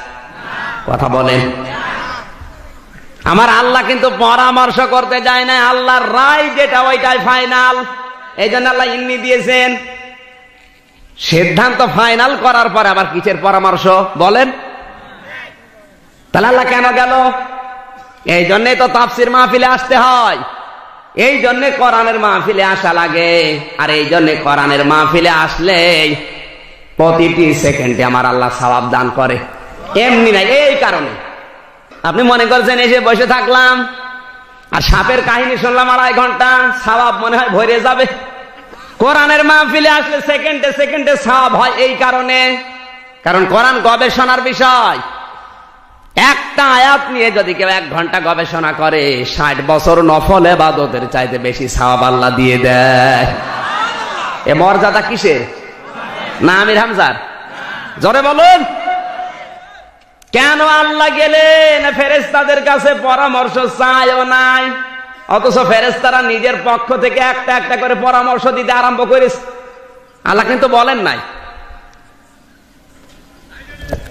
ফেরেশতাদের কাছে জিজ্ঞাসাও করে নাই, একটা একটা করে পরামর্শ দিচ্ছে কেন? তাও পরামর্শ ভালো না। আতাজালু, তারা বলছে ক্বালু আতাজালু। এখানে আতাজালু হরফে ইস্তিফহাম, প্রশ্নবোধক চিহ্ন, ইন্টারোগেটিভ সেন্টেন্স। এই আতাজালু এর হামজা বালাগাতের পরিভাষায় বলা হয় ইস্তিফহামে তানকিরি। এগুলো তো আপনারা বুঝবেন না, যারা বোঝার ওরা বুঝবে। ইস্তিফহামে তানকিরি মানে কি? বালাগাত যারা পড়েছে আলেমে, 13টা কায়দা ওই জায়গায় আছে। তার 3 নম্বরের কায়দায় লেখা আছে ইস্তিফহামে তানকিরি মানে না বানালেই ভালো হয়। ফেরেশতারা শুধু নিষেধই করে না, আমরা যেন তৈরি না হই, এজন্য আপত্তিও পেশ করছে, আল্লাহ ওদেরকে না বানালেই ভালো হয়। আতাজালু মা ইফসিদু ফিহা ওয়া ইয়াসফিকুদ দিমা, এমন জাতি তুমি বানাবে, এমন খলিফা বানাবে যারা মারামারি, রক্তপাত করবে, সন্ত্রাস করবে, ফ্যাসাদ সৃষ্টি করবে। ওয়া নাহনু নুসাব্বিহু বিহামদিকা ওয়া নুকদ্দিসু লাক, তোমার জিকির করার জন্য, তোমার তাসবিহ করার জন্য আমরা তো আছি। এখানে কান লাগান। ফেরেশতারা কিন্তু বলে না যে আমরা যথেষ্ট, এই কথা বলেছে? তারা বলেছে আমরা তো আছি, তোমার জিকির করা, তাসবিহ করা আমরা তো করছি, এরপরে আবার খলিফা বানানোর দরকার কি? ফেরেশতাদের ধারণা কি? যে খলিফা মনে হয় জিকির করবে, তাসবিহ করবে। কথা বলছে না কেন? ফেরেশতারা এই ধারণা করেই কিন্তু জিজ্ঞাসা করছে আল্লাহ, ও বানানোর দরকার কি? কারণ জিকির তাসবিহ তোমার দরকার, আমরা তো করছি। আল্লাহ কিন্তু বলেন নাই ফেরেশতারা তোমাদের জিকিরে, তোমাদের তাসবিহতে আমার হচ্ছে না, বলেছে? আপনারা কিন্তু হ্যাঁ না আন্দাজে বলছেন, একটু চিন্তা ভাবনা করে বলেন। আল্লাহ কিন্তু বলেন নাই ফেরেশতারা তোমাদের জিকিরে, তোমাদের তাসবিহতে আমার হচ্ছে না, বলেছে? কি বলেছে? ক্বালা ইন্নী জাইলুন না ক্বালা ইন্নী আ'লামু, হে ফেরেশতারা আমি যা জানি মা লা তা'লামুন, তোমরা জানো না। আ'লাম ইসমে তাফসীলের সিগা। তাহলে আল্লাহ কি জানে ওইটা কিন্তু ফেরেশতারাও জোরে বলেন। আর আমরা তো ওই সময় হইনি, আমাদের তো জানারই কথা না। তাহলে ফেরেশতারাও জানে না কেন আল্লাহ খলিফা বানাবে, ওটা কার ব্রেনে আছে? শুধু আমার আল্লাহর এলেমের ভেতরে ওইটা আছে, কাউকে আল্লাহ এখনো জানায়নি। আর আমরা অনেক দূরের কথা, আমরা তো জানবই না। ফেরেশতারাও যেটা জানে না, শুধু জানে আমার আল্লাহ। ওইটা কি, ওইটা এখন জানতে হবে। ওইটা না জানলে আপনার জীবন ব্যর্থ। এই কথা বোঝা যাচ্ছে না? ওটা যদি আপনি না জানেন, আ'লামুর ব্যাখ্যা পড়েন ফি জিলালিল কোরআন, তাফসিরে বাইজাবি, নাসিরউদ্দিন বাইজাবি রহমাতুল্লাহ আলাইহি আ'লামুর ব্যাখ্যায় দিয়েছেন। তুমি যদি ওইটাই না জানো, কিসের দল করো, কিসের ক্ষমতা তোমার, পৃথিবীর মালিক হও, ওইটা যদি না জানো আল্লাহ কি কারণে তোমাকে বানাবে, ফেরেশতারাও কিন্তু জানে না। জানে? ওইটা যদি এখন না জানেন আর যদি মারা যান, আপনার খবর আছে। এই আ'লামুর ব্যাখ্যা এইটা, যদি না জেনে মরেন আপনার কি আছে? আপনি শেষ করে দেব? 12টার পরে কথা বলা ঠিক হবে না, তারপরে এই আয়াতটা শেষ করা দরকার। আমার আজকের বিষয়, আলোচনার বিষয় মরণের শিক্ষা। শুধু গরু ছাগলের মতো মরে গেলেই হবে না। আজ বাংলাদেশে মানুষ মারা যায়, আমরা নিজেরাও জানাজা দিয়েছি। মানুষ মারা যায় যখন, নবী বলেন একটা জ্বলন্ত হেদায়েত রেখে যায়। এটা মানুষ মারা যাওয়ার পরেও যদি তোমার হেদায়েত না আসে, তুমি বুঝবে তোমার কপালে হেদায়েত নেই। ওই বিষয়টা আজকে আছে। সারা জীবন কিন্তু মানুষ মাটি দেওয়ার সময় দোয়া পড়া হয়, দোয়া হয় না? ওই আয়াত দিয়ে মাটি দেওয়া হয়, কিন্তু কি আছে আয়াতের ভেতরে কোনোদিন শুনিও নাই ও জানিও না। শুধু ইমাম সাহেব বলে, সবাই বলেন বিসমিল্লাহি ওয়া আলা মিল্লাতি রাসূলিল্লাহ মিনহা খালাকনাকুম ওয়া ফিহা নুঈদুকুম, মরণের পড়া পড়তেছে। কি আছে ওর ভেতরে? আজকে অল্প কথা, অল্প সময় হলো, আমি আলোচনা করবো ইনশাআল্লাহ। এ কষ্ট হবে? কষ্ট হবে? আল্লাহ কি জানেন ওইটা আবার আগে বলি, কারণ এই ভ্রান্ত ধারণা বাংলাদেশে সবচাইতে বেশি। আল্লাহ যেটা জানে ওইটা আমাদের জানার খবর নেই, আমরা আছি অন্য ধান্দায়। এবার আসেন আসল কথা বলছেন। ফেরেশতারা যেটা জানে না, ফেরেশতারা মনে করেছিল একটা ধারণা করে, মনে হয় খলিফা আল্লাহ বানাবে জিকির করার জন্য, তাসবিহ করার জন্য। আল্লাহ পাক বলেন ফেরেশতারা জিকির তাসবিহ আমার দরকার না, কারণ জিকির তাসবিহ করার জন্য আমার হাজার হাজার সৃষ্টি আছে। মানে আপনাদের মাওলানা জহিরুল ইসলাম কথা বলছিল, পৃথিবীতে এমন কোন সৃষ্টি নেই যারা তাসবিহ করে না। কার? সাব্বাহা লিল্লাহি মা ফিস সামাওয়াতি ওয়া মা ফিল আরদ। সূরা হাশরের প্রথমে আল্লাহ দিয়েছেন আসমান জমিনে যা আছে সবাই তাসবিহ করে। কার? ওয়া ইন মিন শাইইন ইল্লা ইউসাব্বিহু বিহামদিহি ওয়ালাকিন লা তাফকাহুনা তাসবিহাহুম। সূরা বানী ইসরাইল 15 নম্বর পারা 5 নম্বর পৃষ্ঠা 4 নম্বর লাইনের 6 নম্বর রুকুর 44 নম্বর আয়াতের মাঝের অংশে আছে এটা। আল্লাহ পাক বলেন এমন কোন সৃষ্টি নেই যারা আমি আল্লাহর তাসবিহ করে না, কিন্তু তাদের ভাষা তোমরা বোঝো না। এই যে বাতাস বচ্ছে, কার জিকির করছে? আল্লাহ। আসতে বলেন আল্লাহ। এই যে নদীতে পানি কুলু কুলু করে বলে যায়, কার জিকির করে? আল্লাহ। পাখি কুহু কুহু করে, কার জিকির করে? এই যে ঘড়িটা ঢন ঢন করে আওয়াজ দিচ্ছে, কার জিকির করে? আল্লাহ বলেন ওদের ভাষা তোমরা বোঝো না, কিন্তু জিকির সবাই করে আল্লাহর। তাহলে আল্লাহ জিকিরের দরকার আছে? আরে ভাই, জিকিরের দরকার থাকলে তো আমাদের বানাবে না, জিকির তো করছে। জিকিরের অভাব আছে? হাজার হাজার সৃষ্টি আল্লাহর জিকির তাসবিতে লিপ্ত। এমন এমন ফেরেশতা আল্লাহ বানিয়েছে কিয়ামত পর্যন্ত সুবহানাল্লাহ পড়বে, কিয়ামত পর্যন্ত আলহামদুলিল্লাহ পড়বে, ও কিয়ামত পর্যন্ত রুকু দেওয়ার জন্য রুকুই দেবে, কিয়ামত পর্যন্ত সেজদায় আল্লাহ ফেলে রেখেছে, সেজদায় দেবে। এমনকি বাইতুল মামুরে যে মসজিদ, আল্লাহর নবী বলেন ৭০,০০০ ফেরেশতারা তাওয়াফ করছে, নামাজ আদায় করছে। একবার যদি কেউ নামাজ পড়ার সুযোগ পায়, কিয়ামত পর্যন্ত আর ওই মসজিদে জায়গা পাবে না। কত ফেরেশতা! জিকির আল্লাহর অভাব আছে? তাসবিহ জোরে বলেন। আল্লাহর কোন জিনিসটা দরকার ওইটা কিন্তু আল্লাহ বলেন নাই। এই জন্য আল্লাহ জানিয়েছেন ইন্নী জাইলুন ফিল আরদি খলিফা, আমি জমিনে পাঠাবো কি? জোরে বলেন। আল্লাহ যদি এখানে দিতেন ইন্নী জাইলুন ফিল মাদারিসি খলিফা, যে মাদ্রাসায় খলিফা পাঠাবো, তাহলে আপনি মাদ্রাসায় হুজুর হয়ে কিছু তালিমাদি দিলে আপনার দায়িত্ব শেষ। কি?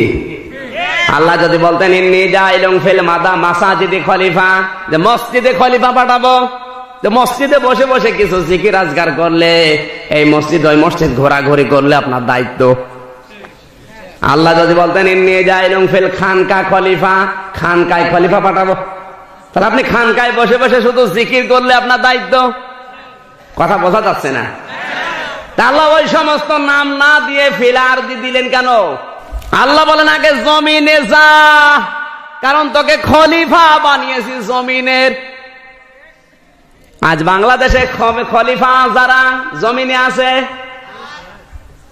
এখন কেউ আটরশির খলিফা, কেউ চরমনার খলিফা, কেউ ফুরফুরার খলিফা, কেউ দেওয়ানবাগের খলিফা, এমনকি জামা কাপড় সেলাই করে ও খলিফা। সব এখন খলিফা হয়ে বসে আছে। এর নাম তো খলিফা না। তুমি আটরশির খলিফা হয়ে বগল বাঁচাও, তোমাকে তো আল্লাহ আটরশির খলিফা হয়ে দরবারে আস্তানায় মাজারে বসে বসে হু হু করার জন্য আল্লাহ পাঠায়নি। আল্লাহ পাঠিয়েছে কোন জায়গায়? জোরে বলুন। জমিনে আল্লাহর খলিফা আমরা এখন নেই, আমরা বিভিন্ন পীরের খলিফা হয়ে বসে আছি।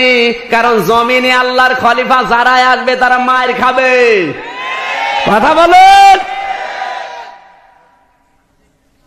জমিনে থাকলে মায়ের খাওয়া লাগে, এই জন্য আমরা নেই। এখানে একটা গুরুত্বপূর্ণ তথ্য আছে, বললে আপনার আবার রাগ হয়ে যাবে, তারপরও বলা দরকার। এই কথাটা অনেকে জানে না। আয়াতটা কিন্তু কমন, কিন্তু এর ভেতরে যে কথাগুলো আছে মানুষ জানেই না। কান লাগান। আল্লাহ রাব্বুল আলামিন বলেন ইন্নাল্লাহা আশতারা মিনাল মুমিনিনা আনফুসাহুম ওয়া আমওয়ালাহুম বিআন্না লাহুমুল জান্নাহ। আয়াতটা কিন্তু আমি এতদিন পড়েছি বুঝি নাই, কালকে রাত্রে কেবল বের করলাম। এর ভেতরে যে কথাগুলো আছে আমি এতদিন জানতাম না। হুজুর যা বলেছে আমি তাই বিশ্বাস করতাম। কোরআনে কারিমের তাফসীর গবেষণা করে করে দেখেন না, এসবই উল্টা পাল্টা লাগে। সূরা মায়েদা 11 নম্বর পারা 3 নম্বর পৃষ্ঠা 9 নম্বর লাইনের 111 নম্বর আয়াত, এটা বাড়ি যে এখনই মেলাবেন। আল্লাহ পাক বলেন ইন্নাল্লাহ, অবশ্যই আমি আল্লাহ, ইশতারা ক্রয় করতে চাই, মুমিনাল মুমিনিনা মুমিনদের কাছ থেকে।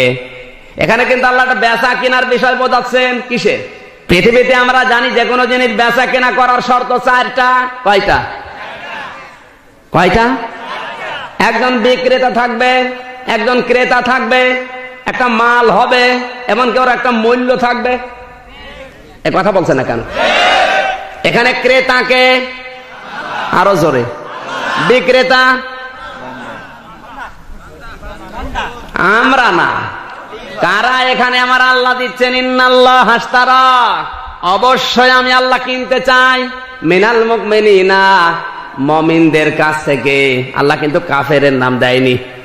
কথা বলছে না কেন? এখানে কোন কাফের, মুশরিক, হিন্দু, খ্রিস্টান, বৌদ্ধ কোন মানুষের নাম আছে? কার নাম? তাহলে আপনি যদি কিছু আল্লাহর কাছে বিক্রি করতে চান, মমিন হওয়া লাগবে। মমিন না হয়ে যদি মসজিদ বানিয়ে দেন, আল্লাহ নেবে? এই কথা বলে না কেন? মমিন না হয়ে মাদ্রাসা 10 তলা বিল্ডিং বানিয়ে দিচ্ছে, আল্লাহ নেবে? আল্লাহ কিনবে না, কারণ আপনি মমিন না। অথচ টাকা নেই দেশের দিকে, কত কিছু দিয়ে দিচ্ছে, ইমান নেই। হ্যাঁ, আমি নিচে নামবো? এবার তো বলবেন হুজুর কোন দিকে যাচ্ছেন? তাকান তো আয়াতের দিকে। আল্লাহ কেন মমিনের নাম দিল? আল্লাহ মিনান নাস দিতে পারতো না? মিনাল ইনসান দিতে পারতো না? যে মানুষের কাছ থেকে আমি কিনতে চাই, তাহলে যে সে বিক্রি করলে আল্লাহ কিনে নিত। আল্লাহ বলেন সবার জিনিস আমি কিনি না, আমি কিনতে চাই যারা মমিন। তাহলে এখন থেকে মমিন হওয়া লাগবে। এই মমিনের গুণাবলী আছে 13টা। ওদিকে আমার আলোচনা না, আপনারা দেখে নেবেন। সূরা মুমিনুনের প্রথমে আল্লাহ গুণাগুণ দিয়েছেন। আমি যেটা বোঝাতে চাচ্ছিলাম, আল্লাহ কিনবে শুধু মালামাল, সম্পদ মুমিনদের কাছ থেকে। কি কিনবে? একটা মাল। মালটা কি?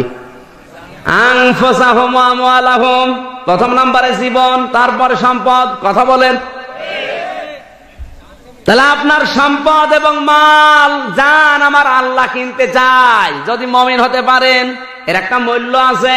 আমার আল্লাহ একটা মূল্য দিচ্ছে, বিআন্না লাহুমুল জান্নাহ। এই মূল্যটা যেমন তেমন মূল্য না, এটা জান্নাত। কি যেমন তেমন মূল্য? এবার আসেন আমি আপনাদের দিয়ে বোঝাই। ভাঙ্গুরা বাজারে সকালবেলা যাওয়ার পরে যদি দেখেন পচা মাছ, কিনবেন? এতটুকু জ্ঞান নিয়ে পচা মাছ কিনতে রাজি না আপনি? আমার আল্লাহর জ্ঞান কি কম? আমার আল্লাহ আপনার পচা জীবন, পচা মাল কিনবে? তাহলে এমন জিনিস আল্লাহর কাছে বিক্রি করা দরকার যেটা আমার আল্লাহ নিতে চাই। আমার আল্লাহ নিতে চাই কোন জীবন, কোন মাল? বলবো। আল্লাহ রাব্বুল আলামিন বলেন কাদের জীবন আমি কিনতে চাই? বলে ইন্না সলাতি ওয়া নুসুকি ওয়া মাহইয়ায়া ওয়া মামাতি লিল্লাহি রাব্বিল আলামিন। সূরা নাম 8 নম্বর পারা 9 নম্বর পৃষ্ঠা 9 নম্বর লাইনে শেষ নম্বর রুকুর 163 নম্বর আয়াত রব্বুল আলামিন বলেন। 162 নম্বর আয়াত এটা। আল্লাহ বলেন যারা বলবে আমার নামাজ, আমার কোরবানি, আমার জীবন, আমার মরণ সব আমি আল্লাহর জন্য দিয়ে দিলাম, ওরটাই কবুল হবে। আমার জীবন আমি দিলাম, কিন্তু আমার কোরবানি আমি ওইগুলো নেই। কোরবানি বলতে শুধু পশু কোরবানি না, জীবন চালাতে যা লাগে ওইগুলোই কোরবানি। সুতরাং আমার রাজনীতি ওইটা কোরবানি, আমার পরিবার নীতি ওইটা কোরবানি, আমি যে সম্পদ আদি ভাগাভাগ করব ওইটাও কোরবানি। সব দেওয়া লাগবে আল্লাহর জন্য, তাদেরটাই কবুল হবে। আজ বাংলাদেশে আমরা সব দিতে পারি না। কিছুটা আল্লাহকে দিয়েছি, কিছুটা আমার বাবাকে, কিছুটা পীর সাহেবকে, কিছুটা আমার স্ত্রীর জন্য। কথা বোঝা যাচ্ছে না? তোমারটা কিনবে কি করে আল্লাহ বলো? কারণ তো পবিত্র নেই। পচা মাছ কিনতে তুমি রাজি না। আমার আল্লাহর অনেক জ্ঞান, উনি যেটা সেটা নেবে না। আগে দেখবে আমার এই বান্দার জীবন কবুল করা যায় কিনা। আল্লাহর রাহে যারা তার জীবন কবুল হয় না। ওয়ালিয়ালামাল্লাহুল্লাযীনা আমানু মিনকুম ওয়া ইয়াত্তাখিযা মিনকুম শুহাদা। সূরা আলে ইমরানের 140 নম্বর আয়াতের মাঝের অংশে আছে আল্লাহ বলেন সবাইকে আমি আল্লাহ শহীদ হিসাবে মৃত্যু দেই না। তোমাদের ভেতরে যাদের জীবন যৌবন আমার পছন্দ হয়, ওই লোকটাকে আমি শাহাদতের মরণ দান করি। এই দেশে সবার মরণ ইসলামের পথে আল্লাহ নেবে না।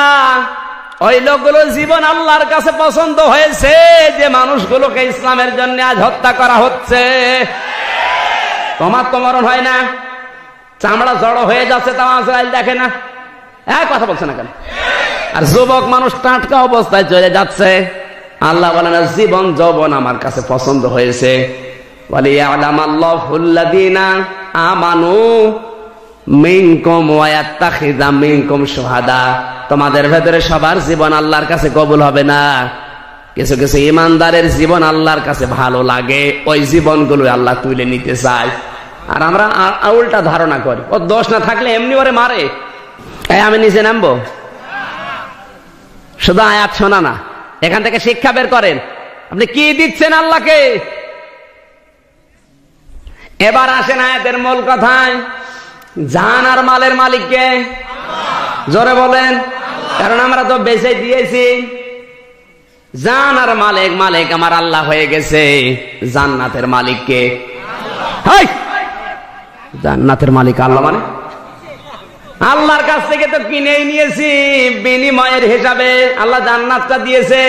তাহলে জান মাল যদি আল্লাহকে আমরা দিয়ে দিতে পারি, জান্নাত আরো জোরে, আমার জান্নাত আমি যেভাবে ইচ্ছা ব্যবহার করব, আর আল্লাহ জান মাল মালিক, উনি যেভাবে ইচ্ছা এবার ব্যবহার করবে কি কায়দায়, আমার আল্লাহ নিজে ব্যাখ্যা দিচ্ছেন।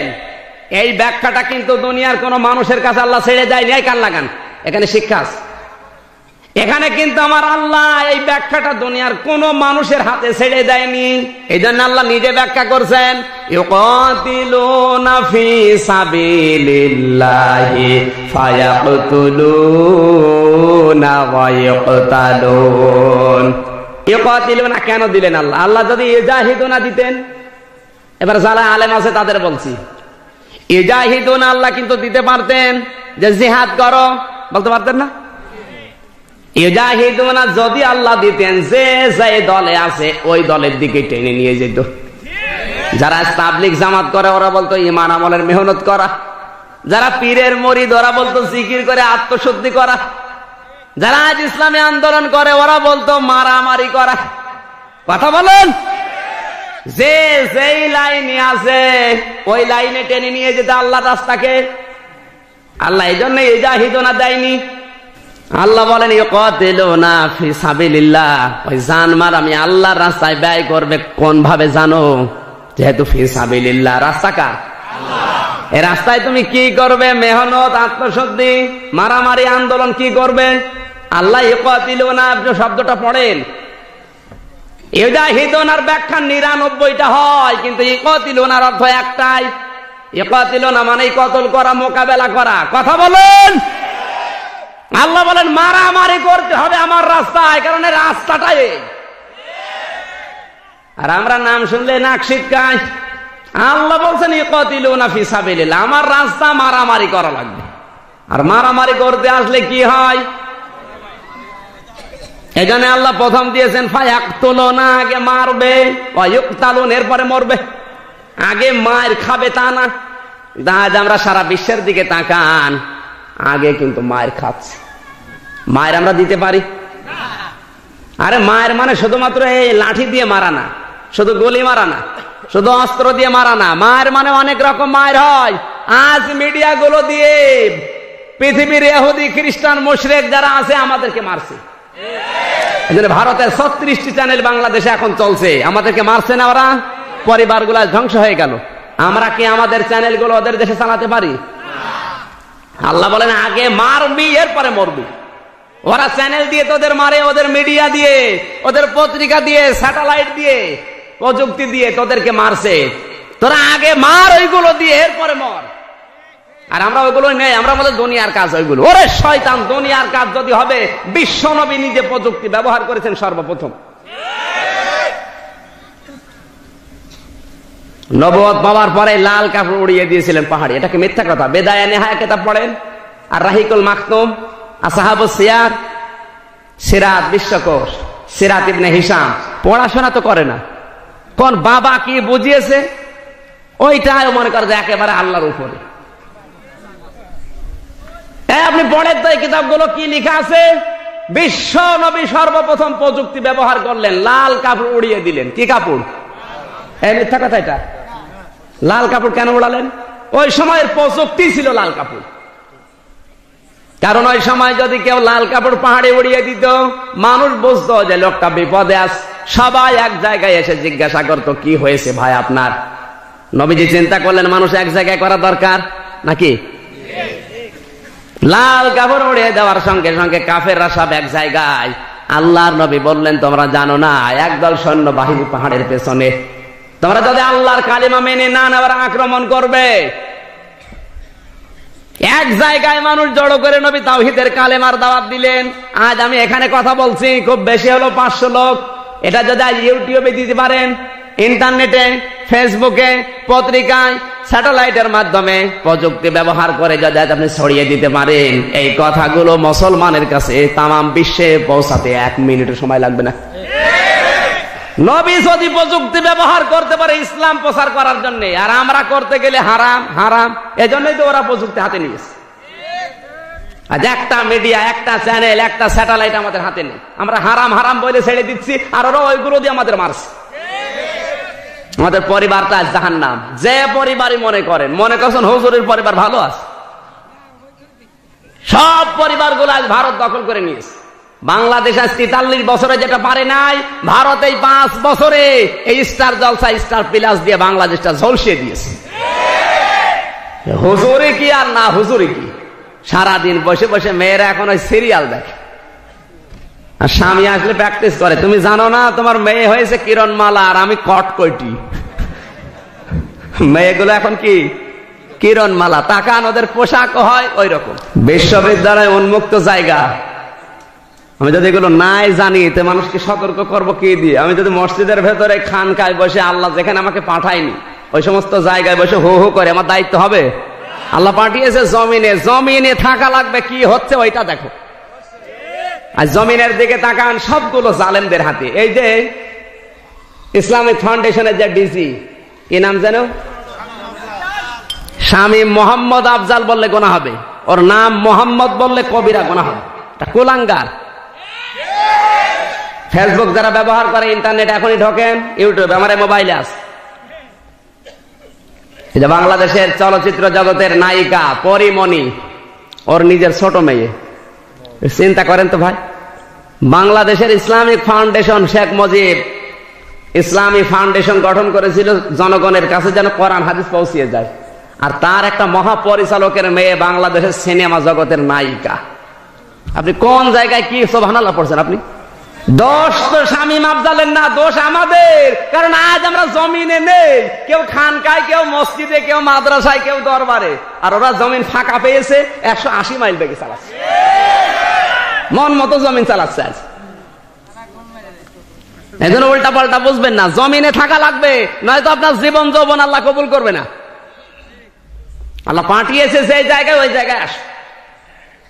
ওরা বলে আমরা জমিনে নেই, আমরা খানকায়, কারণ জমিনে গেলেই মার খাওয়া লাগে। একটা নবীর জীবন দেখান জমিনে এসে মার না খেয়ে আপেল খেয়েছে দেখান। আর আমরা জমিনে আছি, এমন জমিনে শুধু মুরগির রান আসে। তোমার এটা জমিন না। ওই যে কাপড় চোপড় সেলাই করলে কি বলে জানো, ওই খলিফা। আমরা কি আল্লাহর খলিফা? এসব ভণ্ডামি হয়তো কেউ বুঝতে পারছে না, কিন্তু উপরওয়ালা যে জমিনে থাকবে না, জমিনের যে দায়িত্বগুলো পালন করা দরকার। আল্লাহর নবী জমিনে থেকেই রাষ্ট্র গঠন করেছিলেন, জমিনে থেকেই প্রশাসন তৈরি করেছিলেন, জমিনে থেকেই তার সংস্কৃতি ছিল না, এই সমস্ত ছিল না। জমিনে থেকেই তার প্রশাসন ছিল, জমিনে থেকেই তিনি চিকিৎসক ছিলেন। পৃথিবীতে বিশ্ব নবীর উপরে বড় চিকিৎসক আসবে আর? তো তোমার একটা MBBS ডাক্তার নেই, FCPS ডাক্তার নেই, একটা বৈজ্ঞানিক নেই, একটা ইঞ্জিনিয়ার নেই, একটা ডিসি বানাতে পারো না ছেলেকে, একটা BCS ক্যাডার বানাতে পারো না, কি দিয়ে জমিন চালাবা তুমি বলো? খালি মসজিদের কোনায় বসে হো হো, ওরে শয়তান, তোমার পাঠিয়েছে ওই জায়গায় আল্লাহ। তাহলে আল্লাহ এখানে ফিল আরদি না দিয়ে ফিল মাসাজিদে দিতে পারতো না? কোরআন বোঝার ক্ষমতা নেই, ওর বাবা বুঝিয়েছে মসজিদে বসে বসে হো হো করো, ও করে দাস। তাহলে আয়াতটা কেটে বাদ দিয়ে দেন। বারবার বলছি, কে বলেছে আপনার ছেলেকে হুজুর বানাতে হবে? কে বলেছে? নামের আগে মাওলানা মুফতি লিখে বড় হুজুর হয়ে বসে আছে। এদিকে জমিন চালাচ্ছে জালেমরা, প্রশাসনে একটা লোক আমাদের নেই, সব এখন জালেমদের হাতে। বিচার ব্যবস্থায় একটা হিন্দু বসে আছে, ঠিক বললেই হবে। ঠিক বলছেন কোন লজ্জায়? দোষ তো ওর না, দোষ আমাদের। BCS ক্যাডার হতে হলে SK সিনহা একজন BCS ক্যাডার, সে ঢাকা বিশ্ববিদ্যালয় থেকে অনার্স মাস্টার্স করা, আর আমরা তো ভার্সিটি বারান্দায় যেতে পারি না। ওই যে উনি একজন বলে ফেললে হুজুর আপনি দেখেন, বাস্তবতায় আপনি না আসলে শুধু মসজিদের কোনায় বসে তসবিহ টেপবেন।